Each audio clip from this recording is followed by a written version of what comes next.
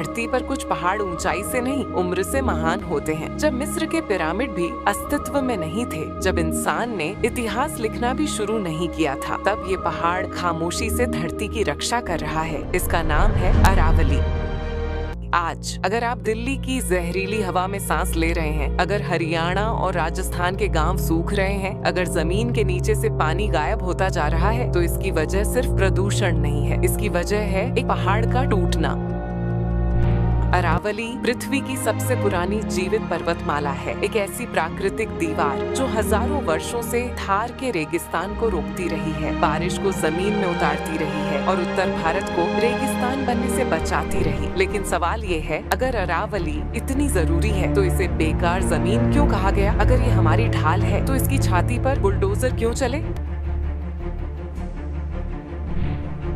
दिन में कागजों पर विकास, रात में पहाड़ों से निकलते ट्रक, पत्थर, मार्बल, सिलिका, हर ट्रक के साथ एक पहाड़ थोड़ा और मरता जा रहा है।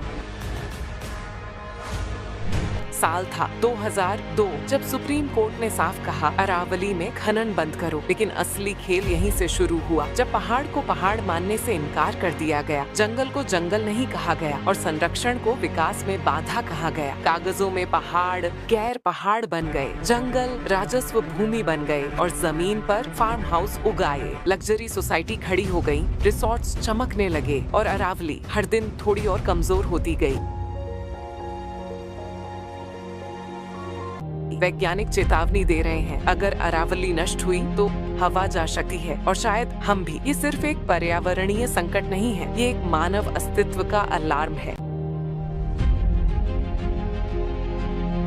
अरावली पर्वतमाला लगभग 1500 किलोमीटर तक फैली है, गुजरात से राजस्थान, हरियाणा और दिल्ली तक। वैज्ञानिक साफ कहते हैं, अगर अरावली नहीं होती तो उत्तर भारत आज एक विशाल रेगिस्तान होता। यही पहाड़ भूजल रिचार्ज करता है, यही आखिरी हरित दीवार है दिल्ली एनसीआर के लिए। लेकिन विकास की अंधी दौड़ में इसे बेकार जमीन घोषित कर दिया गया। 1990 के दशक में अवैध खनन शुरू हुआ, दिन में खनन होता, रात में ट्रकों की कतार। लेकिन परिणाम साफ थे, पहाड़ खोखले होते जा रहे हैं, जलस्तर नीचे जा रहा है, जंगल गायब हो रहे हैं। स्थानीय लोग चेतावनी दे रहे थे, पहाड़ जाएगा तो पानी भी जाएगा, लेकिन किसी ने नहीं सुना। दिल्ली एनसीआर का विस्तार सीधे अरावली की छाती पर हुआ, सड़कें, मॉल, कंक्रीट के जंगल। पर्यावरणविद कहते हैं, ये सिर्फ निर्माण नहीं, ये भविष्य का विनाश है। हर पेड़ के कटने के साथ हवा भारी होती जाएगी, गर्मी बढ़ती जाएगी, पानी घटता जाएगा। अरावली चुप है, लेकिन नुकसान चीख चीख कर बोल रहा था। एक तरफ विकास, रोजगार, इंफ्रास्ट्रक्चर, दूसरी तरफ पर्यावरण, जलवायु, आने वाली पीढ़ियां। सवाल यही है, क्या विकास का मतलब विनाश होना चाहिए? वैज्ञानिक चेतावनी देते हैं, अगर अरावली नष्ट हुई, दिल्ली एनसीआर धीरे धीरे रेगिस्तान बनने लगेगा, तापमान 2 से 3 डिग्री बढ़ेगा, भूजल लगभग समाप्त हो जाएगा, बाढ़ और सूखा दोनों बढ़ेंगे।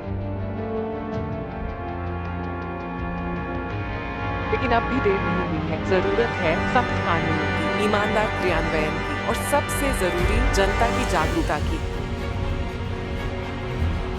अरावली आज भी खड़ी है, कमजोर लेकिन जिंदा। आखिरी सवाल यही है, क्या हम इसे बचाएंगे या इतिहास में एक और पहाड़ खो देंगे? क्योंकि अरावली बचेगी तो भारत बचेगा।